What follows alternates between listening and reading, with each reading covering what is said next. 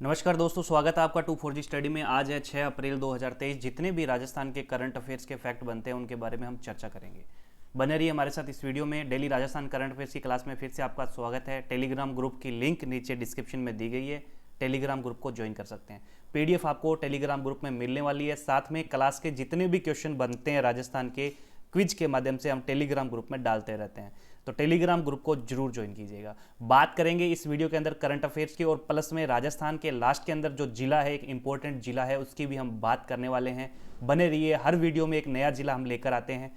तो हाल ही में किस मिशन के तहत मुख्यमंत्री अशोक गहलोत ने राज्य की सभी ग्राम पंचायत में बहुवर्षीय चारा फसल की प्रदर्शनी लगाने की प्रस्ताव को स्वीकृति प्रदान की है? तो ये जो मिशन है, ये मिशन है राज्य बीज उत्पादन एवं वितरण मिशन। तो इसको राजस्थान बीज उत्पादन एवं वितरण मिशन भी बोला जा सकता है। इस मिशन के तहत मुख्यमंत्री जी ने राजस्थान की सभी ग्राम पंचायतों में बहुवर्षीय चारा फसल, जिसको हम बोलेंगे हाइब्रिड नेपियर घास, नेपियर घास भी इसको आप बोल सकते हैं। जैसा कि आमतौर पे देखते हैं हम हमारे गाँव के अंदर जो खेतों में घास लगाई जाती है पशुओं के लिए, स्पेशल जो नेपियर घास होती है उसको लगाने के लिए उसकी प्रदर्शनी लगाई जाएगी सभी ग्राम पंचायतों में। बहुवर्षीय चारा फसल जो होती है, जो पूरे साल के अंदर ये चारा जो है इस्तेमाल किया जाता है, इसकी स्वीकृति जो है मिशन के तहत प्रदान की है। उस मिशन का नाम है राजस्थान बीज उत्पादन एवं वितरण मिशन। तो ये इंपॉर्टेंट मिशन आपको याद रखना है, राजस्थान बीज उत्पादन एवं वितरण मिशन। ग्राम पंचायत में 0.2 हेक्टेयर भूमि में नेपियर घास की प्रदर्शनी लगाई जाएगी। हर ग्राम पंचायत के अंदर, राजस्थान के सभी जिलों में सभी ग्राम पंचायतों में 0.2 हेक्टेयर भूमि में नेपियर घास की है वो प्रदर्शनी लगाई जाएगी। यानी कि अलग अलग जो सरकार की तरफ से नेपियर घास के जो प्रोडक्ट है या सैंपल कह सकते हैं वो लगाए जाएंगे। कृषक कल्याण कोष के तहत इसमें 23 करोड़ रुपए व्यय किए जाएंगे। तो इसका जो बजट है वो 23 करोड़ रुपए है। कौन देगा? कृषक कल्याण कोष। कृषक कल्याण कोष को हाल ही में इसकी घोषणा हुई है बजट के अंदर, तो ये भी आपको ध्यान रखना है। पिछली क्लासेस के अंदर हम कर चुके हैं कृषक कल्याण कोष। मुख्यमंत्री द्वारा बजट वर्ष 2023, तो इसमें इसकी घोषणा की जा चुकी है। तो हाल ही में किस मिशन के तहत प्रदर्शनी लगाई जाएगी? तो ये मिशन है राजस्थान बीज उत्पादन एवं वितरण मिशन। अब बात करें आगे, जो अगला प्रश्न है उसमें देखिए दोस्तों, हाल ही में प्रमुख घोषणाओं में मुख्यमंत्री ने दिव्यांग जनों के लिए संचालित शिक्षण संस्थाओं के कार्मिकों का मानदेय कितने प्रतिशत बढ़ाने की मंजूरी प्रदान की है? तो ये जो मानदेय है ये 15% बढ़ाया जाएगा। तो लगभग ये 15% है। पीछे क्वेश्चन करवाया था जिसमें मानदेय था कुप कम हेल्पर जो है उसके जो मानदेय में 15% की है वो वृद्धि की जानी है, और वृद्धि हो चुकी है, उसका आदेश भी जारी हो चुका है। तो ये ध्यान रखना है। ये भी दिव्यांगजन के लिए जो संचालित शिक्षण संस्थाएं हैं उनमें कार्मिक काम कर रहे हैं, उनका मानदेय है वो 15% है, वो बढ़ाया गया है। तो हाल ही में ये घोषणा की गई है, और इसके लिए 7.86 करोड़ रुपए का व्यय है वो अतिरिक्त आने वाला है राज्य सरकार के ऊपर। तो मेन जो पॉइंट हमारा ये है कि शिक्षण संस्थाओं में कार्मिक है, उनके मानदेय में कितने प्रतिशत की वृद्धि के प्रस्ताव को स्वीकृति दी है? 15%। खर्च कितना आएगा? 7.86%। बात करते हैं अगले प्रश्न की। अगला प्रश्न, राज्य सरकार द्वारा महिला निधि के माध्यम से स्वयं सहायता समूहों के सदस्यों को उपलब्ध कराए जाने वाले ऋण पर 8% ब्याज अनुदान दिए जाने की घोषणा की है। मतलब सरकार जो है वो 8% ब्याज है वो एक अपनी तरफ से देगी। राज्य महिला निधि की शुरुआत राज्य में कब की गई थी? तो ये इंपॉर्टेंट क्वेश्चन बनता है। राज्य महिला निधि, मोस्ट इंपॉर्टेंट फैक्ट, राज्य महिला निधि 26 अगस्त 2022 को ये राज्य महिला निधि है, इसकी शुरुआत की गई थी। और इसके तहत राज्य सरकार ने क्या कर दिया है कि जो ऋण है, स्वयं सहायता समूह के जो ऋण है उसमें 8% की छूट है वो दी गई है। सीधे सीधे तौर पे हम कह सकते हैं कि ये एक प्रकार की छूट है राज्य सरकार के द्वारा। कौन सी निधि के तहत? राज्य महिला निधि के तहत। कब शुरुआत की गई थी? 26 अगस्त 2022 को इसकी शुरुआत की गई थी, और इसके लिए कुल 12 करोड़ रुपए का है वो अतिरिक्त व्यय आने वाला है। 2 वर्ष की अवधि के लिए उपलब्ध होने वाले 1 लाख रुपए तक के ऋण पे ये अनुदान दिया जाएगा।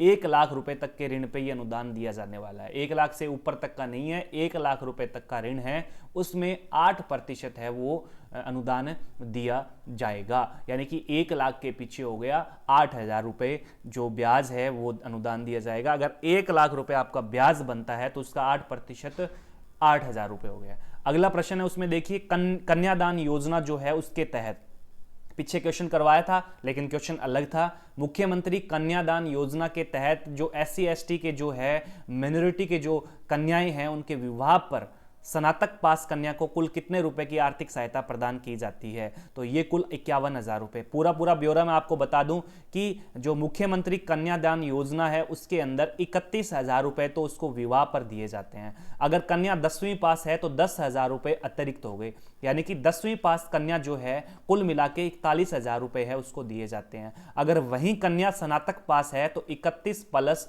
20,000 रुपए अतिरिक्त दिए जाते हैं। कुल मिलाकर 51,000 रुपए है वो आर्थिक सहायता है वो प्रदान की जाती है। तो ये पूरा का पूरा पोस्टमार्टम हम इस क्वेश्चन में कर रहे हैं। राज्य सरकार द्वारा संचालित योजना मुख्यमंत्री कन्यादान योजना है। BPL अंत्योदय आस्था कार्ड धारी जो परिवार है उनकी बालिकाओं के विवाह पर अनुदान दिया जाता है। कुल अनुदान कितना है? 31,000 रुपए है, जिसमें 10वीं पास है 10,000 रुपए एक्स्ट्रा है और स्नातक पास के लिए 20,000 रुपए एक्स्ट्रा है। ये SC ST वालों के लिए है और मिनोरिटी वालों के लिए है। और इसके अलावा जितने भी पालनहार लाभार्थी है, योग्यजन, विशेष योग्यजन व्यक्ति है या महिला खिलाड़ी है, उनके समूह के विवाह पर अधिकतम 41,000 रुपए है वो आर्थिक सहायता वो दी जाती है। तो क्वेश्चन पढ़ सकता है, मोस्ट इंपोर्टेंट फैक्ट है इस क्लास का। हाल ही में मुख्यमंत्री ने किसानों को कितने यूनिट बिजली के माफ करने की घोषणा की है? तो किसानों को सीधे सीधे 2,000 यूनिट है वो माफ करने की घोषणा की है। इससे लगभग क्या है 13 लाख किसान जो है वो बिजली शून्य इनका हो जाएगा, बिजली का जो बिल है वो शून्य हो जाएगा, बिजली बिल नहीं आएगा। तो इसके अंदर घोषणा की गई है 2,000 यूनिट है वो बिजली बिल जो है वो माफ करने की घोषणा की है। तो बिजली बिल माफ करने की घोषणा की है। तो बात करें वर्तमान में राजस्थान के ऊर्जा मंत्री कौन है? तो राजस्थान के ऊर्जा मंत्री है भंवर सिंह भाटी। याद रखना है, ऊर्जा मंत्री कौन है? भंवर सिंह भाटी है। 80% किसानों का बिजली बिल है वो शून्य हो जाएगा और 1 करोड़ से भी ज्यादा वित्तीय भार इसके ऊपर आने वाला है। तो सीधा ये कि कितनी यूनिट बिजली माफ करने की घोषणा की है राज्य सरकार ने? 2,000 यूनिट बिजली बिल जो माफ करने की है वो घोषणा की गई है। ये आपको मोस्ट इंपोर्टेंट ध्यान रखना है, नोट करना है। अब मैंने आपको बताया था कि हर वीडियो के अंदर लास्ट के अंदर हम एक जिले की बात करते हैं, तो इस वीडियो में हम लेकर आए हैं जालोर जिले को। जालोर जिले का शुभंकर है भालू। भालू से याद आएगा भालू अभयारण्य है। तो राजस्थान के अंदर भालू अभयारण्य है सुंदा माता जालोर के अंदर।